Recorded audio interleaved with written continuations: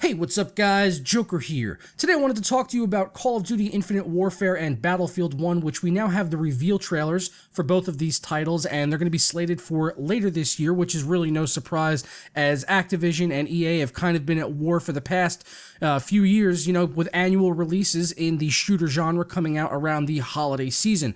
Before that, Call of Duty was really just the annual dog coming out every year, and EA and DICE kind of, spread their games out a little bit more, and in my opinion, gave us better quality shooters overall. But now they have seemingly committed to putting out annual releases with, consecutive years releasing games like Battlefield 4 and then Hardline and Battlefront within the same exact year, which Hardline was originally supposed to come out in the previous year, which would have given it consecutive annual releases.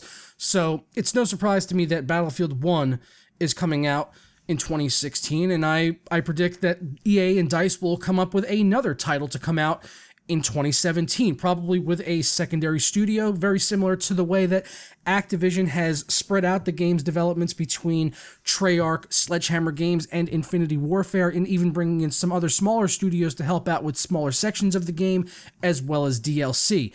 We've now seen the same exact thing happening with EA and DICE, spreading things out to studios like Visceral, who handled Battlefield Hardline, and EA DICE LA, as well as the Stockholm studio, spreading things out between those two studios. So it seems that EA saw which way the wind was blowing, and they thought that they had to put out annual releases to compete with Call of Duty, which I can't really blame them for necessarily, but at the same time, I feel like we're getting not as good titles as a result of it, at least like with Battlefield 4. I mean, we saw how buggy that game was at launch. It just had way too much going on, in my opinion, as far as unlocks and lock-on weapons, and it sort of had almost like a free-to-play model with the grinding aspect to get everything in the game and the battle packs and all of that stuff. So I'm really hoping that they tone that down for Battlefield 1 and make this a little bit of a simpler game, and it seems like they have taken some feedback on that. They're going back to World War I, which is kind of an odd choice, but it's certainly a welcome one for me. I'm really looking forward to seeing a solid AAA World War I shooter. I know we recently had the game Verdun, but besides that, there really hasn't been a lot of World War I games at all. I can't even think of any others off the top of my head besides Verdun, actually. And it's a bold move to see them go that route, because we usually see a lot of shooters sticking to what's popular in, pop culture. You look at Call of Duty Infinite Warfare. What are they doing? Space, futuristic stuff, because that's what's popular. It's been popular in games recently. It's also popular in films with movies like The Martian and Interstellar and Gravity. Space is a hot topic right now. A lot of people are talking about space and stuff, and it's in pop culture. And in the past, we've seen that reflected in things like zombies. We saw a lot of zombie shooters as it became popular in other forms of media. Also, World War II back in the 90s, right around the time Saving Private Ryan came out, we saw Medal of Honor and early Call of Duty titles often recreating exact scenes from those movies. So games and movies have always kind of had a symbiotic relationship as far as the pop culture references that they use in their games for what's popular at the time, at least.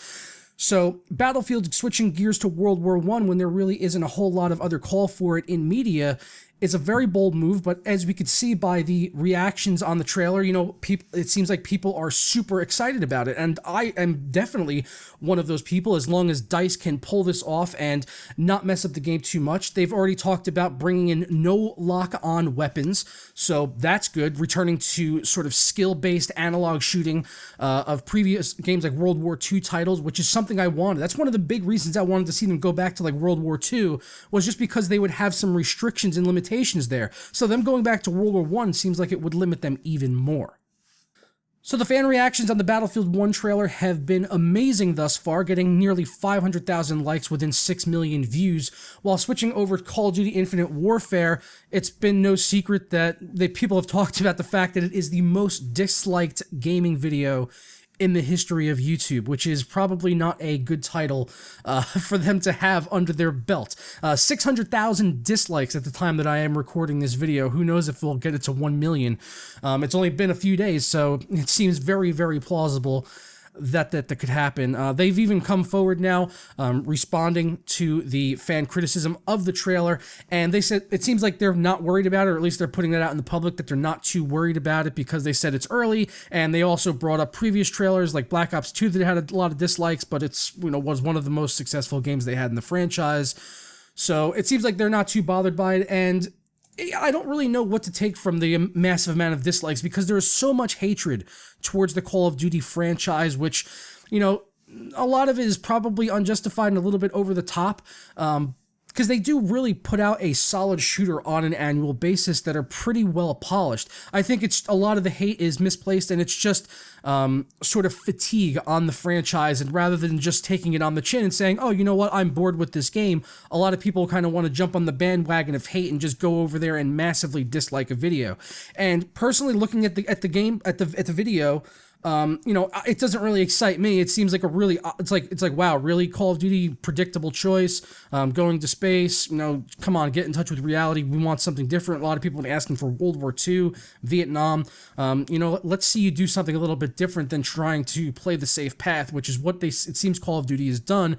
And I think that's probably why a lot of people are disappointed, is they have played it safe here with doing this spacey shooter. So, bleh. And they also announced the Call of Duty 4 remaster, which I'm at odds with at the same time because I really want to play that, because Call of Duty 4 was one of the best games I've ever played, and I want to play the remaster. It looks great, but at the same note, I don't want to buy Infinite Warfare just to play it, and I don't know if they'll make that available on its own, but if they do, I would definitely pick that up. But I just have no interest in Infinite Warfare. As long as they can bring back COD 4 and maybe even dedicated servers, then I think that could be a really successful game, even here in 2016, possibly even more so than Infinite Warfare, at least on the PC. I know on the console side of things, it's extremely different, and it seems like there's a younger fan base there. So Call of Duty is kind of immune to failure almost, because they always have a fresh stock of 12-year-olds to come in and play their games. It seems like Call of Duty is almost sort of annexed from the rest of gaming, where you kind of have like this island where it's basically like Call of Duty gamers mixed with people that play FIFA and Madden, and that's really just dependent on which country you come from.